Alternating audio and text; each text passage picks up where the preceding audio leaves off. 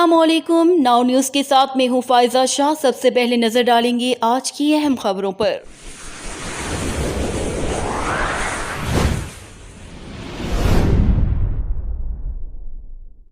गुजरांवाला से साजिद अली की रिपोर्ट के मुताबिक गुजरांवाला के इलाके सादुकी में प्रेस क्लब सादुकी का सालाना इलेक्शन ब्राय 2024 के लिए इलेक्शन इनेकाद पजीर हुआ, जिसमें सख्त मुकाबले के बाद वोटों की गिनती के दौरान मुखालफत उम्मीदवार ने गुलाम कैसर विनी को फातह करार देते हुए जीत की माला इनके गले में डाल दी और जनरल सेक्रेटरी के तौर पर मियां साजिद अली को बिला मुकाबला चुन लिया गया।